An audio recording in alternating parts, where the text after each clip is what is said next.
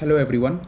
So in this video we are going to discuss one of the most important topic from the chapter idealism, subjective and objective from HS second year is subjective idealism. ठीक है, आज के video में हम discuss करेंगे subjective idealism के बारे में और सब्जेक्टिव आइडियलिज्म क्या है और कैसे इसको डिफाइन किया गया है कि क्या क्या क्रिटिसिजम्स इसके अगेंस्ट पे है, इसके बारे में इस वीडियो में आज हम बात करेंगे। तो हमें पता है कि आइडियलिज्म जो है, आइडियलिज्म को हम दो हिस्सों में डिवाइड कर सकते हैं। Idealism is divided into two types. Idealism को हम दो हिस्सों में डिवाइड कर सकते हैं, एक है सब्जेक्टिव आइडियलिज्म और एक है ऑब्जेक्टिव आइडियलिज्म। सब्जेक्टिव आइडियलिज्म का जो कॉन्सेप्ट है ये हमें दिया है जॉर्ज बर्कली ने और ऑब्जेक्टिव आइडियलिज्म का जो कॉन्सेप्ट है वो हमें दिया है जॉर्ज हेगल ने। ठीक है, तो सब्जेक्टिव आइडियलिज्म के बारे में आज स्टार्ट करते हैं। According to subjective idealism, only ideas can be known or have any reality. Subjective idealism के हिसाब से only ideas, only याद रखना, only ideas can be known. Ideas को ही क्या कर सकते हो, जान सकते हो, और ideas ही जो है उसका ही सिर्फ और सिर्फ reality होता है।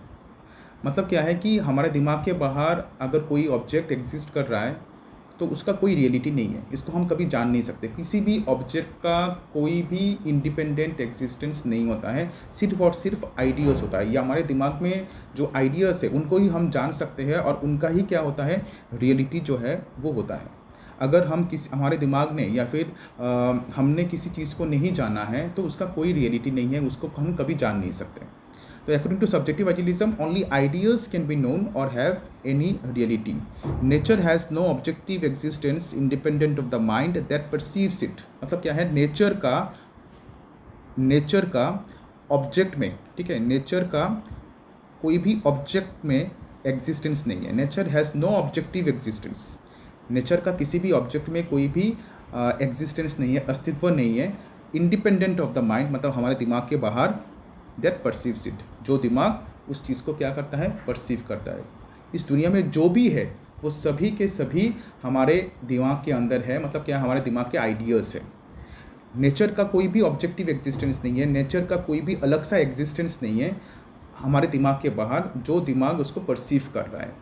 मतलब क्या है, हमारा माइंड जो है, हमारे जो माइंड है वही सब कुछ है, हमारे माइंड के बाहर कुछ नहीं है। दैट्स वाई सब्जेक्टिव आइडियलिज्म को बोला जाता है mind dependent theory. Mind dependent theory का मतलब क्या है, यहाँ पे ये चीज़ बोला गया है कि हर एक चीज़ का एग्जिस्टेंस जो है वो हमारे दिमाग के बाहर नहीं होता है, सभी चीज़ों का एग्जिस्टेंस जो है वो हमारे दिमाग में ही होता है। अगर हम किसी चीज़ को नहीं जान पाते हैं, दैट मीन्स व्हाट, वो चीज़ हमारे लिए एग्जिस्ट ही नहीं करता है, उसका कोई अस्तित्व ही नहीं है। तो according to subjective idealism, only ideas can be known or have any reality. Nature has no objective existence independent of the mind that perceives it. ठीक है, next, George Berkeley who was born in 1685 in Ireland is known as the first clear-cut subjective idealist in modern period. बोला गया है कि George Berkeley जो है, जिनका जन्म हुआ है 1685 में, कहाँ पे हुआ था, आयरलैंड पे हुआ था, उनको बोला गया कि वो फर्स्ट ऐसे आइडियलिस्ट है, सब्जेक्टिव आइडियलिस्ट है मॉडर्न पीरियड में, जिनका जन्म हुआ है कहाँ पे, वेस्टर्न कंट्रीज़ में। वेस्ट में मतलब वेस्टर्न कंट्रीज़ में। ठीक है, he developed the empiricism of Locke, he developed the empiricism of Locke to its logical consequence in subjective idealism. मतलब क्या है कि जॉर्ज बर्कली ने विकासित किया है, डेवलप्ड किया है किस चीज़ को, एम्पिरिसिज्म थ्योरी को। एम्पिरिसिज्म थ्योरी किसने दिया था, जॉन लॉक ने दिया था। जॉन लॉक ने एम्पिरिसिज्म का जो थ्योरी दिया था उसको एक लॉजिकल कॉन्सिक्वेंस दिया है, मतलब कि लॉजिकली उसको एक्सप्लेन करने की कोशिश किया है सब्जेक्टिव आइडियलिज्म पे, किसने, जॉर्ज बर्कली ने। ठीक है, according to Locke there are two types of qualities of an object. हमने लास्ट चैप्टर पे देखा था कि लॉक जो है, लॉक ने क्या किया, लॉक एक क्या थे, जॉन लॉक एक रियलिस्ट है। तो उन्होंने जब रियलिज्म चैप्टर पे हमने देखा कि उनका जो रियलिज्म है उसका नाम है साइंटिफिक रियलिज्म। तो साइंटिफिक रियलिज्म थ्योरी पे उन्होंने ये चीज़ बोला था कि हर एक ऑब्जेक्ट के दो क्वालिटीज़ होते हैं। There are two types of qualities of an object, एक है प्राइमरी क्वालिटी और एक है सेकेंडरी क्वालिटी। प्राइमरी क्वालिटी का मतलब क्या है, जो क्वालिटीज़ एक ऑब्जेक्ट में ही रहता है, ठीक है, उसको हम बोलते हैं प्राइमरी क्वालिटीज़। और जो क्वालिटीज़ ऑब्जेक्ट में नहीं, सब्जेक्ट के ऊपर डिपेंडेंट है, मतलब हमारे ऊपर डिपेंडेंट है, उसको हम बोलते हैं सेकेंडरी क्वालिटीज़। तो देखो क्या है, primary qualities exist in things. Primary qualities जो है उसका एग्जिस्टेंस कहाँ पे है, वो कहाँ पे एग्जिस्ट करता है, थिंग्स में, चीज़ों में। Independent of the minds and are not changeable. Primary qualities जो है उसका एग्जिस्टेंस कहाँ पे है, ऑब्जेक्ट में है या फिर चीज़ों में है, थिंग्स में है। इंडिपेंडेंट ऑफ द माइंड, हमारे दिमाग के बाहर है। And are not changeable. And are not changeable मतलब इसको तुम कभी भी क्या नहीं कर सकते, चेंज नहीं कर सकते। एक ऑब्जेक्ट के क्या क्या प्राइमरी क्वालिटीज़ हो सकते हैं, इसका वेट, इसका एक्सटेंशन, इसका साइज़, ठीक है, ये सभी एक ऑब्जेक्ट के प्राइमरी क्वालिटीज़ होते हैं। और इन प्राइमरी क्वालिटीज़ को तुम कभी भी चेंज नहीं कर सकते। और ये क्वालिटीज़ जो है एक ऑब्जेक्ट के इंपॉर्टेंट क्वालिटीज़ होते हैं जो ऑब्जेक्ट में ही रहते हैं, ठीक है। On the other hand secondary qualities are dependent on the knowing mind. Secondary qualities जो है वो माइंड डिपेंडेंट है। माइंड डिपेंडेंट मतलब हमारे दिमाग के ऊपर निर्भर है, ठीक है। They do not exist in things, वो चीज़ों में एग्जिस्ट नहीं करते हैं। And also vary from person to person, और ये वेरी होता रहता है, चेंज होता रहता है person to person. Secondary qualities, तो सेकेंडरी क्वालिटीज़ क्या क्या होते हैं, सेकेंडरी क्वालिटीज़ होते हैं जैसे फॉर एग्जांपल किसी भी चीज़ का कलर, टेस्ट, स्मेल, ठीक है। तो ये सभी जो है ये सेकेंडरी क्वालिटीज़ है एक ऑब्जेक्ट का। एक ऑब्जेक्ट का कलर, एक ऑब्जेक्ट का टेस्ट, एक ऑब्जेक्ट का स्मेल, ये होते हैं ऑब्जेक्ट के सेकेंडरी क्वालिटीज़ जो ऑब्जेक्ट में डिपेंडेंट नहीं है, वो डिपेंडेंट है हमारे ऊपर। बिकॉज किसी भी चीज़ का कलर जो है या फिर किसी भी चीज़ का किसी भी चीज़ का जो टेस्ट है, स्मेल है, वो हम डिसाइड करते हैं। और ये पर्सन टू पर्सन चेंज हो सकता है। अगर आज किसी भी एक एप्पल का टेस्ट मेरे लिए अलग हो सकता है, मेरे दोस्त के लिए अलग हो सकता है, ठीक है। तो वही चीज़ कि on the other hand secondary qualities जो है वो डिपेंडेंट है किसके ऊपर, नोइंग माइंड के ऊपर। They do not exist in things, वो चीज़ों में एग्जिस्ट नहीं करते हैं। And also vary from person to person, वो चेंज होते रहते हैं पर्सन टू पर्सन, ठीक है। Berkeley holds that this distinction of qualities which is made by Locke is unpsychological। मतलब क्या है कि बार्कली का कहना है कि ये जो लॉक ने डिवाइड किया है क्वालिटीज़ को, दो हिस्सों में जो डिवाइड किया है लॉक ने क्वालिटीज़ को, प्राइमरी क्वालिटी, सेकेंडरी क्वालिटी, ये कॉम्प्लीटली एक पागलपन है, ये अनसाइकोलॉजिकल है, इसको बार्कली नहीं मानते हैं, ठीक है। तो बार्कली का क्या कहना है, देखो। Berkeley propounded his doctrine in his 3 books. First one, essay towards a new theory of vision, जो बुक लिखा गया है 1709 पे। उसके बाद है the principles of human knowledge, जिसको लिखा गया है 1710 पे। और एक है 3 डायलॉग्स बिटवीन हिलस एंड पोलोनस, ठीक है, फिलोनस, तो इसको लिखा गया है 1713 पे। मतलब क्या है, एक को लिखा गया है 1709 पे, एक को लिखा गया है 1710 पे, और एक को उन्होंने लिखा है 1713 में। मतलब लगभग 5 साल के गैप में 3 बुक लिख डाले बार्कली ने, शाबाश, ठीक है। तो बार्कली ने उनका जो थ्योरी ऑफ सब्जेक्टिव आइडियलिज्म है, सब्जेक्टिव आइडियलिज्म को उन्होंने 3 बुक्स में क्या किया है, डिस्कस किया है। और उन्होंने भर भर के लॉक को वहाँ पे क्रिटिसाइज़ किया है। लॉक के जो डिवीज़न ऑफ क्वालिटीज़ है, प्राइमरी क्वालिटी, सेकेंडरी क्वालिटी, और लॉक को उन्होंने ये भी बोला है कि लॉक जो है वो एक रियलिस्ट होके कैसे माइंड डिपेंडेंट सेकेंडरी क्वालिटीज़ के बारे में बातचीत कर सकता है। बिकॉज लॉक का कहना क्या था कि जो सेकेंडरी क्वालिटीज़ है वो माइंड डिपेंडेंट है। तो इससे पता चलता है कि लॉक एक रियलिस्ट होकर माइंड डिपेंडेंट क्वालिटीज़ के बारे में कैसे बातचीत कर सकते हैं। ऐसे मतलब बार्कली ने क्या किया है, लॉक को वहाँ पे क्रिटिसाइज़ किया है अपनी ही कुछ बुक्स में, ठीक है।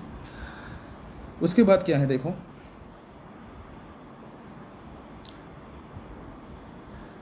Berkeley's subjective idealism may be stated thus: matter is nothing।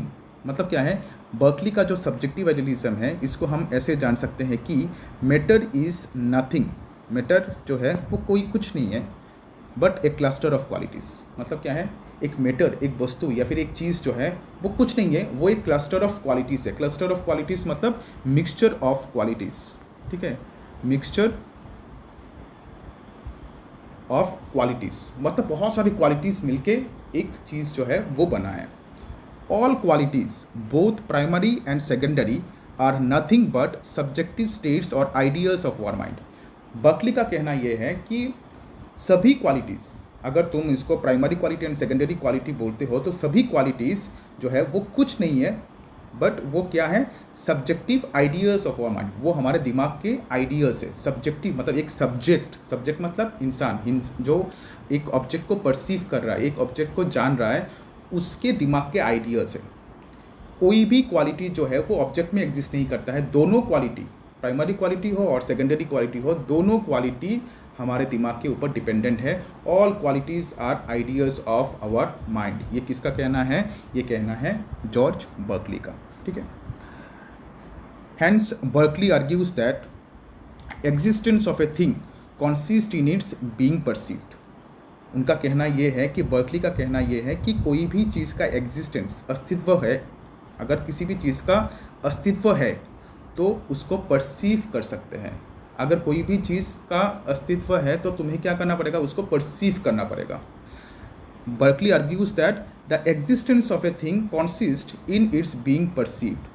तुम एक चीज़ का अस्तित्व तभी बोल सकते हो जब तुम उसको क्या कर सकते हो? परसीव कर सकते हो। परसीव करना मतलब तुम उसको देख सकते हो या फिर जान सकते हो। अगर हम किसी चीज़ को देख सकते हैं या फिर जान सकते हैं तभी जाके उसका कोई एग्जिस्टेंस है, नहीं तो उसका कोई एग्जिस्टेंस नहीं है। This is characterised by Berkeley slogan esse est परसिपी।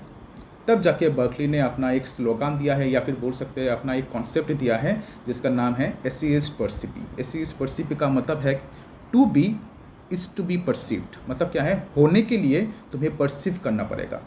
To be मतलब किसी भी एक ऑब्जेक्ट जो है उसको होने के लिए उसको परसीव करना पड़ेगा। उसको परसीव करना या फिर उसको जानना ज़रूरी है। अगर तुम एक ऑब्जेक्ट को नहीं जान सकते, परसीव नहीं कर सकते, दैट मीन्स व्हाट? उस ऑब्जेक्ट का कोई भी एग्जिस्टेंस नहीं है। It means that something only exist when it is being perceived, seen, feel etcetera, felt etcetera. कोई भी चीज़ तभी एग्जिस्ट कर सकता है जब हम इसको क्या कर सकते हैं? परसीव कर सकते हैं। जैसे फॉर एग्जांपल देख सकते हैं या फिर उसको फील कर सकते हैं। ठीक है। By an observing subject. अगर कोई सब्जेक्ट मतलब इंसान, अगर कोई इंसान किसी ऑब्जेक्ट को परसीव कर सकता है, जान सकता है या फिर फील कर सकता है, तभी जाके उसका एग्जिस्टेंस होता है, नहीं तो उसका कोई एग्जिस्टेंस नहीं है। तो इसका मतलब क्या है कि बर्कली के हिसाब से सब्जेक्ट जो है, बर्कली के हिसाब से सब्जेक्ट जो है, सब्जेक्ट इज़ एवरीथिंग। हर एक चीज़ का जो आइडिया है, हर एक ऑब्जेक्ट का जो आइडिया है, वो सभी और सभी के सभी चीज़ें जो है वो एक सब्जेक्ट के आइडियाज़ है। ठीक है। सब्जेक्ट के दिमाग में वो एग्जिस्ट करता है। तो इससे क्या पता चल रहा है? इससे पता चल रहा है कि बर्कली जो है वो इतना ज़्यादा डूब गए हैं सब्जेक्ट को लेके कि उन्होंने पूरे वर्ल्ड में जितने भी ऑब्जेक्ट्स हैं उनका जो एक अलग सा एग्जिस्टेंस होता है उसको ही नकार दिया है। ठीक है।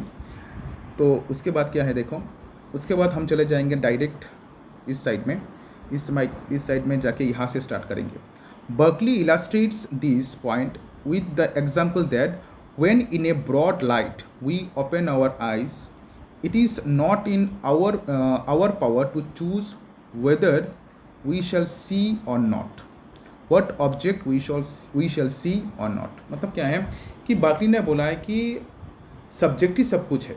ठीक है। तो उन्होंने इसको एक्सप्लेन करते हुए बोला कि एक मतलब डे लाइट पे, मतलब सुबह या फिर नींद से उठने के बाद अचानक से जब हम अपने आँखों को खोलते हैं, तब हम जब चीज़ों को देखते हैं ना, तो वो चीज़ें हमारे ऊपर डिपेंडेंट नहीं होता है। मतलब क्या है कि ये हमारे पास पावर नहीं होता है कि हम उस चीज़ को, कौन से चीज़ को हम देखेंगे, कौन सी चीज़ को हम नहीं देखेंगे। हमारे सामने ऑब्जेक्ट्स है और हम देख लेते हैं। मतलब क्या है, तो यहाँ पे ये चीज़ बोला गया है कि इन द ब्रॉड लाइट अगर हम अपने आँखों को खोलते हैं तो it is not in our power to choose whether we shall see or not. ये हमारे पास पावर नहीं है कि हम किसी चीज़ को देख सकते हैं या नहीं देख सकते, कौन सी चीज़ को हम देखेंगे, कौन सी चीज़ को हम नहीं देखेंगे। ठीक है। ये हमारे ऊपर डिपेंडेंट नहीं है, हम देख लेते हैं बिकॉज ऑब्जेक्ट हमारे सामने रखा हुआ है और हम देख लेते हैं। ठीक है। Sensations are not determined by my will. इसका मतलब क्या है कि सेंस ऑर्गन्स जो है वो मेरे मर्जी के ऊपर डिपेंडेंट नहीं है। सेंसेशंस मतलब sense organs, eyes, nose, ear, इन सब को हम सेंसेशंस बोल सकते हैं, जिसके माध्यम से हम किसी चीज़ को देखते हैं या फिर फील करते हैं। सेंसेशंस जो है वो हमारे मर्जी के ऊपर डिपेंडेंट नहीं है। तुम्हारे मर्जी के ऊपर डिपेंडेंट नहीं है कि तुम कौन सी चीज़ को देखोगे, कौन सी चीज़ को नहीं देखोगे। The world is full of objects, और तुम्हारा दिमाग जो है या फिर तुम्हारा जो सेंस ऑर्गन्स है वो किसी भी चीज़ को कभी भी देख सकता है।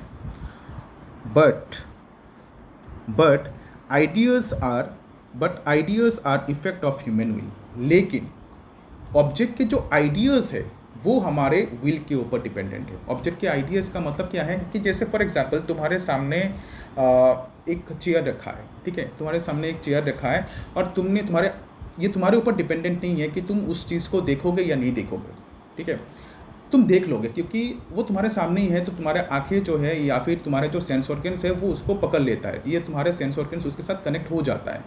लेकिन उसका जो एक आइडिया है कि ये एक चेयर है और यहाँ पे हमें कहाँ पे बैठना है जाके, ठीक है, चेयर जो है उस पर हम बैठ सकते हैं जाके और चेयर में ही हम बैठते हैं जाके, ठीक है, ये जो आइडिया है ये हमारे दिमाग के ऊपर डिपेंडेंट है। It is based on our will. इसको देखना या नहीं देखना वो हमारे विल मतलब हमारी इच्छा के अनुसार नहीं होता है, लेकिन उसका जो आइडिया है कि चेयर के कौन से जगह में बैठने से मुझे सुकून मिल सकता है, ये जो आइडिया है ये आइडिया हमारे ह्यूमन बींग्स के जो विल है इसके ऊपर डिपेंडेंट है। उसके बाद यहाँ से स्टार्ट करते हैं। In this phase Berkeley's idealism is subjective. In this phase, Berkeley's idealism is subjective through and through. It may be equated to solipsism. Berkeley का जो आइडियलिज्म है वो इतना ज़्यादा सब्जेक्टिव हो गया है कि बर्कली के आइडियलिज्म को हम एक सोलिप्सिज्म भी बोल सकते हैं। सोलिप्सिज्म क्या है?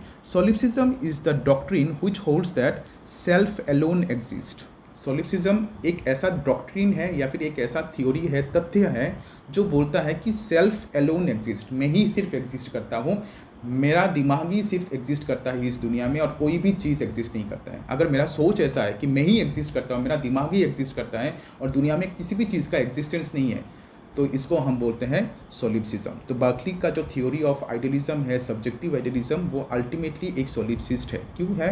बिकॉज बर्कली ने सब्जेक्ट को इतना बड़ा बना दिया है या फिर सब्जेक्ट को इतना ज़्यादा इंपॉर्टेंस दे दिया है कि बर्कली के आइडियलिज्म को हम सोलिप्सिज्म भी बोल सकते हैं। तो बर्कली को क्रिटिसाइज़ किया गया है सोलिप्सिस्ट बोल के। तो बर्कली को क्रिटिसाइज़ करने के बाद क्या हुआ देखो। But such A view creates difficulties in many ways. Berkeley के जो व्यू है या फिर बर्कली के जो आइडियलिज्म है उसमें बहुत सारे डिफ़िकल्टीज है। जैसे first, when an individual does not perceive an object, अगर कोई इंडिविजुअल किसी ऑब्जेक्ट को परसीव नहीं करता है, नहीं फील करता है, नहीं देखता है, will it seeks to exist. यहाँ पे बर्कली को क्वेश्चन किया गया है कि अगर हम किसी ऑब्जेक्ट को परसीव नहीं कर रहे, देख नहीं रहे, फील नहीं कर रहे, तो क्या उस ऑब्जेक्ट का कोई भी एग्जिस्टेंस नहीं है? जैसे अगर तुम अपने क्लास में बैठ के क्लास कर रहे हो तो तुम्हारे दूसरे क्लास में जो डेस्क बेंचेस है उसको परसीव कौन कर रहा है, ठीक है। Secondly, it is impossible for any person to perceive all the things at a time. और बर्कली को ये भी बोला गया कि it is impossible for a person, एक इंसान के लिए ये इम्पॉसिबल है सभी चीज़ों को एक साथ एक ही टाइम पे क्या करना, परसीव करना, देखना या फिर फील करना। तो बर्कली को यहाँ पे क्रिटिसाइज किया गया है, क्वेश्चन किया गया है। तब बर्कली ने क्या किया है देखो। To solve these problems Berkeley shifted his ground of idealism from finite mind to the infinite mind. देखो बर्कली ने तब जाके क्या किया, बर्कली ने बोला है कि हम तो फाइनाइट है, फाइनाइट मतलब human beings are finite minds. तो उन्होंने अपने आइडियलिज्म को फाइनाइट माइंड से शिफ्ट करके कर दिया है इनफाइनाइट माइंड, इनफाइनाइट माइंड पे शिफ्ट। इसका मतलब है कि जब हम किसी चीज़ को परसीव नहीं करते हैं, ठीक है, तो उसको कौन परसीव कर रहा है, उसको परसीव कर रहा है इनफाइनाइट माइंड। इनफाइनाइट माइंड मतलब गॉड, भगवान, जिसके पास सुप्रीम पावर है, ठीक है। तो यहाँ पे ये चीज़ बोला गया है कि in order to maintain continuity and unity of existence of things, Berkeley introduces God as the immediate cause of all our perceptions, all as permanent ideas in God's mind. मतलब क्या है कि उन्होंने बोला है कि अगर हम किसी चीज़ को परसीव नहीं कर रहे तो उसको परसीव कर रहा है कौन, गॉड, क्योंकि गॉड के दिमाग में हर एक चीज़ का परमानेंट आइडिया होता है, ठीक है, परमानेंट आइडिया होता है। और गॉड जो है वो आइडियाज़ हमें बांट के देते हैं। अगर आज के टाइम पे अगर हमारे दिमाग में किसी भी चीज़ का आइडिया है, ठीक है, तो वो आइडिया हमारे दिमाग में कौन दे रहा है, वो दे रहा है भगवान, गॉड, ठीक है। और ये जो कॉन्सेप्ट है बर्कली का कि आइडिया ऑफ गॉड, ठीक है, कि गॉड के दिमाग में अगर हम किसी चीज़ को परसीव नहीं कर रहे तो वो चीज़ का परसीव जो है वो कर रहा है भगवान। तो ये आइडिया हमें कभी कभी इनीट आइडियाज़ के साथ भी कनेक्ट कर सकते हैं। इनीट आइडियाज़ का मतलब क्या है कि जब हम जन्म लेते हैं तभी हमारे दिमाग में कुछ आइडियाज़ को प्रिंट करके दिया जाता है गॉड के द्वारा, ठीक है, और उसको हम इनीट आइडियाज़ बोल सकते हैं। तो बर्कली ने अपने आप को बचाने के लिए उसका जो आइडियलिज्म का जो कॉन्सेप्ट है उसको शिफ्ट कर दिया है फाइनाइट माइंड से इनफाइनाइट माइंड पे। इनफाइनाइट माइंड मतलब भगवान के माइंड में, ठीक है। उन्होंने बोला है कि अगर हम उन्होंने इंट्रोड्यूस किया, ठीक है, किसको इंट्रोड्यूस किया? गॉड को इंट्रोड्यूस किया। उन्होंने बोला है कि दुनिया में जितनी भी चीज़ें का कारण है वो भगवान है, बिकॉज भगवान के दिमाग में हर एक चीज़ का परमानेंट आइडिया होता है। अगर हम किसी चीज़ को परसीव नहीं कर रहे तो उसको परसीव कौन कर रहा है? उसको परसीव कर रहा है भगवान, ठीक है। तो इसका मतलब क्या है? सब्जेक्ट ही सब कुछ है। देखो, बर्कली ने अपने थ्योरी को बचाते हुए सब्जेक्ट में ही सब कुछ रखा है।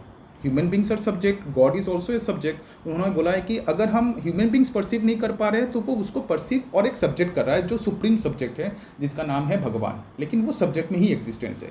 तो ऐसे करके बर्कली ने अपनी थ्योरी को, अपने आप को सोलिप्सिस्ट होते हुए बचा लिया है। बिकॉज अगर सेल्फ एलोन, तुम ही सिर्फ एग्जिस्ट करते हो, सिर्फ ह्यूमन बींग्स ही एग्जिस्ट करता है, ह्यूमन बींग्स का माइंड ही अगर एग्जिस्ट करता है इस दुनिया में, बर्कली ये चीज़ बोलता तो बर्कली को हम सोलिप्सिस्ट बोल सकते हैं। लेकिन बर्कली ने कॉन्सेप्ट ऑफ गॉड को लाके अपने आप को यहाँ पे क्या कर दिया है? बचा लिया है। Now this second phase of idealism of Berkeley may said to be a revival of Platonic idealism. मतलब क्या है कि बर्कली ने रिवाइव किया है, पुनर्जीवित किया है किसको? प्लेटोनिक आइडियलिज्म को। प्लेटोनिक आइडियलिज्म का मतलब क्या है कि प्लेटो का कहना क्या था? ये दुनिया के जितने भी ऑब्जेक्ट्स है वो सभी पर्टिकुलर्स है और इन पर्टिकुलर्स को देख के रख रहा है एक सुप्रीम जो है भगवान, ठीक है। तो बर्कली ने रिवाइव किया है, पुनर्जीवित किया है प्लेटोनिक आइडियलिज्म को। In this phase, an idea is not a phenomenon of a finite mind, but a real constituent of divine mind। मतलब क्या है कि बर्कली ने अल्टीमेटली अपनी थ्योरी पे ये बोल दिया है कि आइडियाज़ जो है वो आइडियाज़ फाइनाइट माइंड में बहुत कम है, लेकिन डिवाइन माइंड मतलब जो भगवान है उनके दिमाग में हर एक चीज़ का परमानेंट आइडियाज़ होते हैं। तो ऐसे करके बर्कली ने अपनी थ्योरी को बचा लिया है और थ्योरी को क्रिटिसाइज होते हुए भी हमको ये सब्जेक्टिव आइडियलिज्म का थ्योरी जो है वो बर्कली ने हमें दे दिया है। तो इससे मतलब सब्जेक्टिव आइडियलिज्म बहुत ही कॉम्प्लिकेटेड टॉपिक है अभी के टाइम पे, और बर्कली के सब्जेक्टिव आइडियलिज्म को भी हम बाद में क्रिटिसाइज़ कर सकते हैं। जैसे जब हम जॉर्ज हैगल के जब ऑब्जेक्टिव आइडियलिज्म है उसके बारे में जब हम बात करेंगे, जो मेरे हिसाब से ऑब्जेक्टिव आइडियलिज्म जो है वो बेस्ट फॉर्म ऑफ आइडियलिज्म है, क्योंकि उन्होंने वहाँ पे रियलिज्म को भी एक मौका दिया है। मतलब ऑब्जेक्ट जो है, ऑब्जेक्ट को भी इम्पोर्टेंस को रखा है और माइंड का भी इम्पोर्टेंस जो है वो बरकरार रखा है। बर्कली ने तो ऑब्जेक्ट को कम्प्लीटली रिजेक्ट ही कर दिया है। सब कुछ माइंड डिपेंडेंट, सब्जेक्ट डिपेंडेंट, अगर सब्जेक्ट नहीं है तो भगवान डिपेंडेंट, वो भी एक सब्जेक्ट है। मतलब सब कुछ सब्जेक्ट के ऊपर बर्कली ने रख दिया है। तो दैट्स वाई हम बोल सकते हैं कि Berkeley's idealism is a subjective idealism and plus Berkeley's idealism is a subject based idealism. तो इससे सब्जेक्टिव आइडियलिज्म का जो कॉन्सेप्ट है जॉर्ज बर्कली का, ये हमारा ख़त्म होता है। तो कोई भी डाउट रहने से यू कैन आस्क क्वेश्चंस।